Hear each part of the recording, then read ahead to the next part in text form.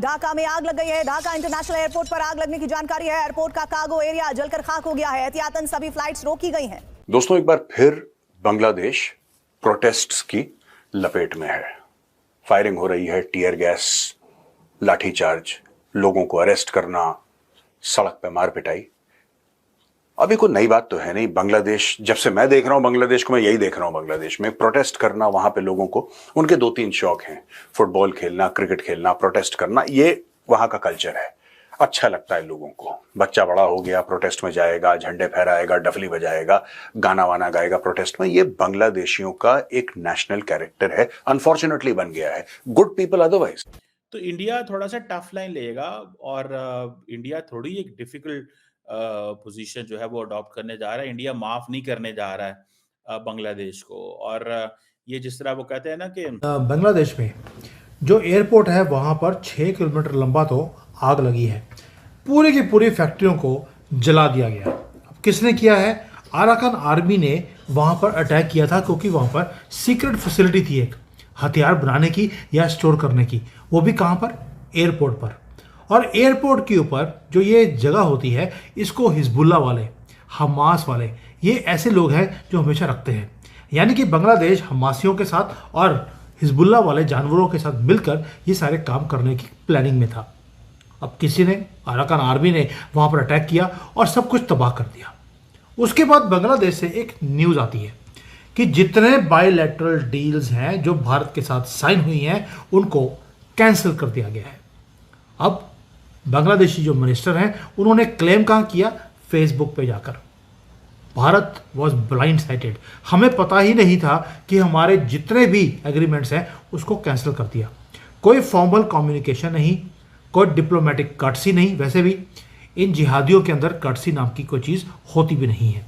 इसलिए मैंने थंबनेल पे जो डाला है जिहादी कंगलिस्तान। सो इंडिया के लिए ये जो बांग्लादेश में सेटअप हुआ है, ये थोड़ा सा उनके लिए चैलेंजिंग है। So the only thing which matters at the moment is कि इंडिया क्या चाहता है कि मेरे पास एक फ्रेंडली गवर्नमेंट बांग्लादेश के अंदर, और जिस तरह पाकिस्तान चाहता है ना अफगानिस्तान में फ्रेंडली गवर्नमेंट हो। पाकिस्तान को तो नहीं मिली, मुझे नहीं लगता बांग्लादेश में मिलेगी। ठीक है जी। उसकी वजह ये है कि the nature of Bangladesh, the nature of the politics, the nature of the state, the state of the history, the nature of the bilateral relations, and the nature of that how India unilaterally or single-handedly supported the one political party. This is not what I say, everybody is saying. Even in India people are saying this. आप Indian analyst को सुने, वो यही बात बताते हैं कि भाई हमारी एक पॉलिटिकल पार्टी को कांस्टेंट सपोर्ट की वजह से ये मामलात पैदा हुए हैं। तो वो भी एक हसीना वाजद के डाउनफॉल में ये भी एक रीजन थी। और उससे फिर ये भी हुआ कि जो एक्सटर्नल पावर्स हैं वो भी थोड़ी अलर्ट हो गई। एक्सटर्नल पावर्स भी थोड़ी अलर्ट हो गई कि इंडिया अपना बहुत लंबा चौड़ा इन्फ्लुएंस जो है वो दिखाना चाहता है इस खित्ते के अंदर। तो हमें शायद बांग्लादेश को इतना अलाउ नहीं करना चाहिए कि वो जो मर्जी उसका इस खित्ते के अंदर करता रहे। सो इसीलिए ये जो bay of Bengal and multi sectoral bay of Bengal initiative for the multi sectoral technical and economic cooperation, बड़ा मुश्किल लफ्ज है ये, लेकिन जिसने भी है ये टॉपिक, ये सब्जेक्ट बनाया, ये नाम रखा BIMSTEC, it is fine. But remember India ने इसको एक्टिव कर लिया। अब 1997 का ये बना हुआ है। ठीक है। तो म्यांमार को 2004 में उन्होंने आई थिंक ज्वाइन कराया था। हेडक्वार्टर इसका बांग्लादेश में। अब इंडिया बांग्लादेश का उस वक्त तो अच्छे ताल्लुकात थे, तो बांग्लादेश में हेडक्वार्टर बना लिया। लेकिन अब सवाल ये पैदा होता है कि बांग्लादेश हैज द पोटेंशियल कि वो बिम्स्टेक को डिसफंक्शनल कर दे। तो ये भी एक हाइपोथेटिकल सिनेरियो है। वैसे वो हाइपोथेटिकल सिनेरियो ये है कि इन केस अगर बांग्लादेश बिम्स्टेक को डिसफंक्शनल कर देता है, इंडिया ने सार को ऑलरेडी डिसफंक्शनल किया हुआ है, तो then how the region will move? क्या फिर इंडिया बांग्लादेश को रिमूव करके भूटान, म्यांमार, नेपाल, श्रीलंका, थाईलैंड के साथ चलेगा? तो then it will not work. चीजें उस तरह काम तो नहीं करेंगी।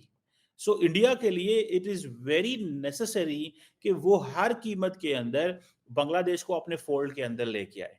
अगर बांग्लादेश फोल्ड में नहीं आता, but at the end of the day India has so much to offer to Bangladesh, frankly speaking. Like in Pakistan की अगर हम बात करते हैं, we don't have anything to offer to Afghanistan. In a sense कि हम वहाँ पे इन्वेस्टमेंट्स नहीं कर सकते, बाकी हम उनके लोगों को यहाँ पे रखें। अगर अफगानिस्तान हमें ये दहशतगर्दी वाली चीज़ बंद कर दे, क्योंकि इंडिया को बांग्लादेश से ये चीज़ का कोई खतरा नहीं है। यानी कि बांग्लादेश अब एक एक चीज को आपके साथ रिव्यू कर रहा है, आपके पोर्टफोलियो को खत्म किया जा रहा है, नॉट क्वाइटली।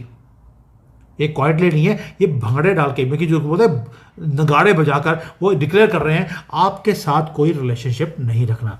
और हमारी गवर्नमेंट अभी भी चावल भेज रही है उनको, बिजली अभी भी दे रहे हैं हम लोग, वो पैसे नहीं दे रहे हमें, लेकिन हम बिजली भेज रहे हैं उनको, चावल भी भेज दिए। वहां पर कोई आपदा आएगी तो सबसे पहले हम बड़े गर्व से बोलेंगे हमने जिहादियों को देखिए सपोर्ट भेज दी। क्वेश्चन एक ही है, जब वो आपके साथ सारे एग्रीमेंट्स तोड़ते जा रहे हैं, आप क्यों उनको फुलफिल करने के पीछे पड़े हैं? बेनिफिट किसको था, बांग्लादेश को था या आपको था? और आप इतने नर्वसली इसको वॉच क्यों कर रहे हैं?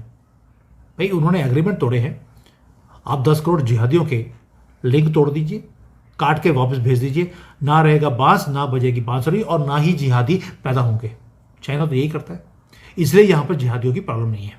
और आप अभी भी सबका साथ सबका विकास अभी भी लगे हैं उनके साथ, और उन्होंने आपके सारे प्रोजेक्ट्स या तो रोक दिए हैं या अंडर रिव्यू हैं। ये है ट्रस्ट, वो आपके ऊपर कभी ट्रस्ट कर ही नहीं सकते। आप जितना मर्जी इनको पालते रहिए, परोसते रहिए। अब आप ही के मंत्री बीजेपी के इनको नमक हराम बोल रहे हैं इनको, और आप अभी भी बोल रहे हैं नहीं नहीं नहीं, ये एक दिन हमारे साथ रहेंगे। 10 डील आपके साथ या 20 डील आपके साथ कैंसिल नहीं करी हैं। आपके साथ क्या किया है? आपको दिखा दिया कि आपकी उनकी लाइफ में वैल्यू क्या है। बेशक उनके देश का नुकसान हो जाए, उनको उसकी परवाह नहीं है, लेकिन आपके साथ हाथ मिला ले, ऐसा हो नहीं सकता। And this episode is revealing something deeper, कि communication between Delhi and Dhaka has broken down. शायद आईएसआई उस काम में जीत गया है, और उनका जो मिनिस्टर क्लेम करता है कि policy is not changed, but जो प्रोजेक्ट्स हैं वो अंडर रिव्यू हैं।